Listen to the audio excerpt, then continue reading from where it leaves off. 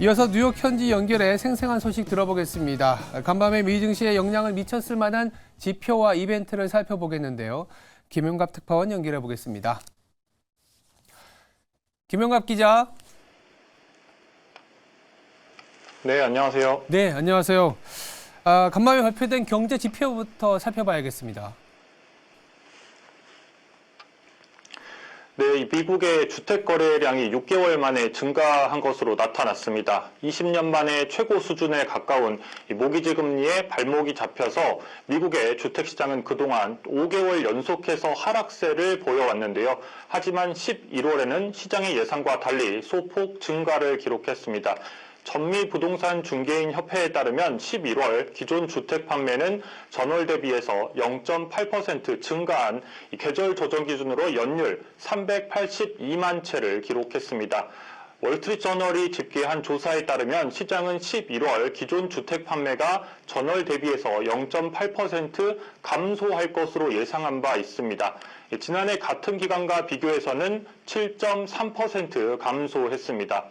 주택시장은 통상 계약이 완료되기 한 달 전이나 2달 전에 계약을 체결합니다. 그렇기 때문에 이번에 발표된 11월 데이터는 모기지 금리가 상승하던 9월과 10월에 이루어진 구매 결정을 반영하는 지표입니다. 모기지 금리는 7주 연속해서 하락했고 지난주를 기준으로 7% 미만으로 하락한 바 있습니다.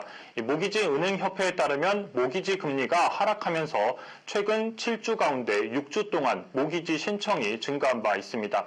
시장에서는 이 같은 상황이 결국 주택 거래량을 늘릴 수 있다고 분석을 하고 있습니다. 전미부동산 중개인협회의 로렌스 윤 수석 이코노미스트는 이자율이 하락하면 한 달 후에 거래량이 증가하는 것을 확인할 수 있다며 순환 사이클상 지금이 저점이라고 평가하기도 했습니다. 다만 여전히 주택 가격은 좀 높은 상황입니다. 전미부동산 중개인협회에 따르면 11월 기준으로 전국의 기존 주택들의 평균 가격은 지난해 대비해서 4% 증가한 38만 7,600달러입니다. 이는 11월을 기준으로 보면 1999년 이후 가장 높은 가격입니다. 이 주택 가격은 전년 대비를 기준으로 5개월 연속해서 상승세를 유지하고 있습니다. 현재 시장의 주택 가격이 높게 유지되고 있는 이유 가운데 하나는 시장에서 판매 또는 계약 중인 주택이 적기 때문입니다. 즉 시장에 매물로 나와 있는 주택 재고가 많지 않기 때문인 건데 11월 말 기준으로 시장에 나와 있는 주택 재고는 113만 채로 10월 대비해서 1.7%가 감소했습니다. 다음으로 미국 소비자 신뢰지수에서는 미국 소비자들의 낙관적인 경기 전망이 드러났습니다. 컨퍼런스 보도에 따르면 12월 미국 소비자 신뢰지수는 110.7로 집계됐습니다. 전월 수정치인 101과 비교하면 큰 폭으로 증가한 수치입니다. 시장의 전망치는 104.5였는데 이를 크게 웃돌았습니다. 소비자 신뢰지수는 지난 7월부터 10월까지 3개월 연속해서 하락세를 보인 이후 11월과 12월에는 상승세를 보여왔습니다. 12월 기대지수는 85.6으로 전월 수정치인 77.4와 비교해서 크게 올랐습니다. 이 기대지수는 소득과 사업, 노동시장의 상황에 대한 소비자들의 단기 전망을 나타내는 지수입니다. 이 기대지수는 80을 기준으로 80을 밑돌면 1년 안에 경기 침체가 올 수 있다는 의미입니다. 즉 소비자들의 기대 심리가 낙관적으로 바뀐 겁니다.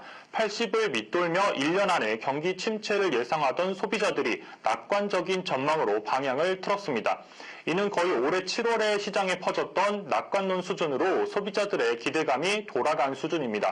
이 기업과 노동시장의 현황에 대한 소비자들의 평가를 바탕으로 하는 12월 여건지수는 148.5로 11월에 138.2와 비교해서 10 상승했습니다. 이 컨퍼런스 보드의 다나 피터슨 수석 이코노미스트는 12월 소비자 신뢰도 상승은 현재 경제 상황에 대해서 긍정적인 평가와 그리고 향후 6개월간 경제 전망에 대한 덜 비관적인 견해가 반영된 것이라고 분석했습니다. 그리고 또 이어서 12월에 등장한 이 낙관론은 모든 연령층과 가계소득 수준에서 나타났지만 특히 35세부터 54세 가구와 그리고 소득 수준이 12만 5천 달러 이상인 가구에서 증가세가 두드러졌습니다. 소비자들이 인식하는 1년 내 미국 경기 침체 가능성은 올해 최저 수준으로 감소한 상황입니다. 한편 이날 주식시장은 일제히 하락 마감했는데요. 9거래일간 상승 랠리를 이어가던 다우지수는 10거래일 만에 하락 마감했습니다. 뉴욕 증권거래소에서 다우존스 30 산업평균 지수는 전장보다 475.92포인트 1.27% 하락한 37,082의 장을 마감했습니다. 대형주 중심의 S&P 500 지수는 전장보다 70.02포인트 1.47% 하락한 4,698.35에 기술주 중심의 나스닥 지수는 225.28포인트 1.5% 하락한 14,777.94의 장을 마감했습니다. 최근 시장의 상승 랠리가 지속함에 따라서 투자자들이 일부 이익을 현금화하면서 하락으로 이어진 것으로 분석되고 있습니다. 또 경제 바로미터로 여겨지는 페덱스의 부진한 실적도 오늘 시장을 끌어내리는 요인 가운데 하나였습니다. 페덱스는 매출과 이익 모두 전망치를 하회하는 실적을 발표했고 실망스러운 연간 전망치를 제시하면서 주가가 12% 가까이 하락했습니다.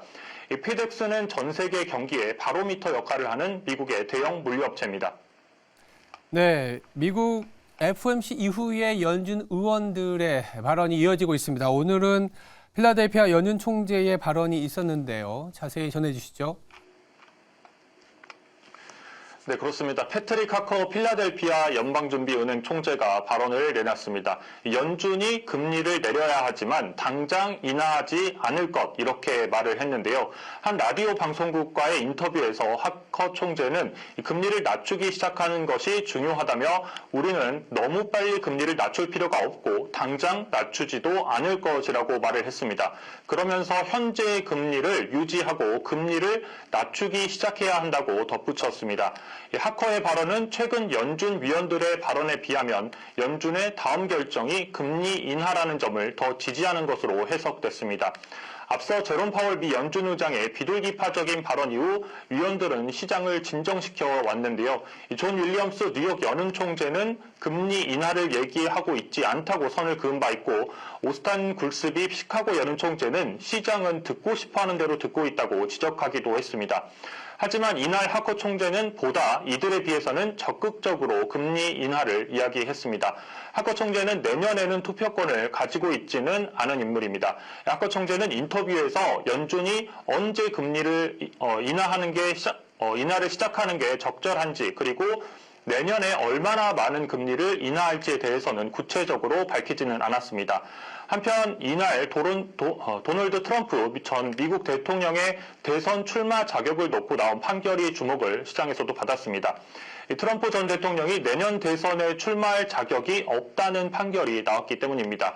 콜로라도주 대법원은 현지 시간으로 19일 트럼프 전 대통령이 2021년 1월 6일에 있었던 미 의회 난입 사건에 대해서 개입한 점을 문제 삼았습니다.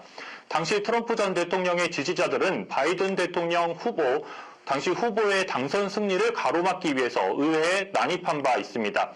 법원은 이와 관련해서 트럼프 전 대통령이 불법적인 행동을 선동했다고 봤습니다.